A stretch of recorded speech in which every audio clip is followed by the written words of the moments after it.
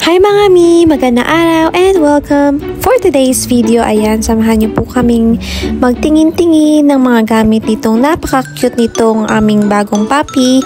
Ang pangalan po ng shop is Pet Barn, ang pet shop po dito sa Australia. So ayan, tara, pasok na tayo at nakakatuwa dahil summer at mainit. Meron silang free water outside. Ayan nga siya at napakakulit-kulit talaga.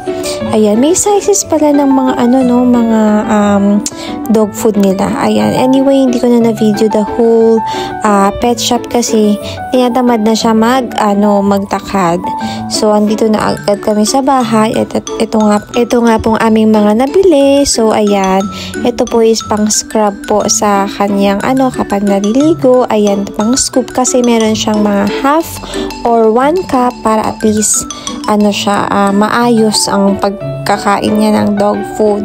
At ito, nakakatuwa dahil member kami, ito, binigyan kami ng free na mga items katulad ng dog food. Siguro sponsor to ng shop na yun, kaya binigyan. In fairness naman, may puppy guide, ganyan.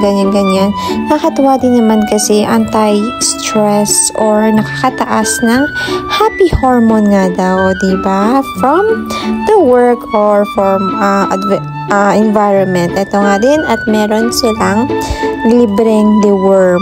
Nakakaloka nga yan kasi pinainom namin agad. Ayan, na ang kanyang bulate. Pero kinain niya din. Edi wow. Anyway, ayan na nga ang kanilang free na dog food. Yung pang puna scoop is naman yung pag nasa labas. Ito naman, ayan, ang kanyang heartbeat. Kaya may heart sa gilid is para daw pag ma-anxious ang iyong puppy or naninibago around sa surroundings, siya, parang may heart rate talaga. Yun nga lang, sa sobrang laway-laway niya, hindi ko pa ulit nahawakan. Ayan, tuwang-tuwa ang lola mo. Ayan, dahil first day nga dyan sa bahay. Ito ang kanyang pinagagawa. Siyempre, siguro anti-stress or naninibago sa kanyang lugar. Ayan ang kanyang mga souvenir. Talagang kut-kut dito. Ito talaga is more on na hands-on ako kasi yung first aso ko way back sa Philippines hindi talaga naman ako nag-hands-on. Medyo late. Medyo na siya nun, adult na siya nung talagang napunta sa bahay. Anyway, ito talagang hands-on mommy. Ayan, talaga hindi mawawala ang mga kakulitan nitong napaka-cute na puppy na to. Ayan, talaga, nagpapansin. Yun, napilitan kami maglinis ng bahay dahil lahat ng makita niya, kinukut-kut niya.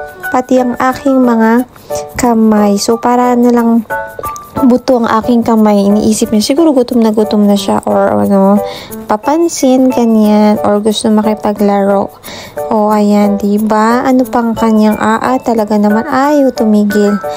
Next stop niya is, ayan, basahan. Talaga naman lahat isusouvenir niya, nagpapatap pa, talaga naman, pinagbigyan natin dahil nga, ilang days pa lang siya dito, talagang maninibago siya sa kanyang bahay, new home. Ayan, pati cortina hindi niya pinalagpas. Ayan, kaya kailangan ko itaas at itali na lang kasi hindi niya titigilan yan. Oh my God, ayan, document ko talaga lahat para ipakita ko sa kanya paglaki niya. Ayan, napagod na siya ng bonggang-bongga niyan at ayan, nagpapakaawa na, nagpapakyut na dahil napagod na siya. Yung face niya, yan. Tingnan natin, ayan, in fairness. Nakakatuwa yung niya, may white. Para siyang may angel wings. Diba? Yun lang. Thank you,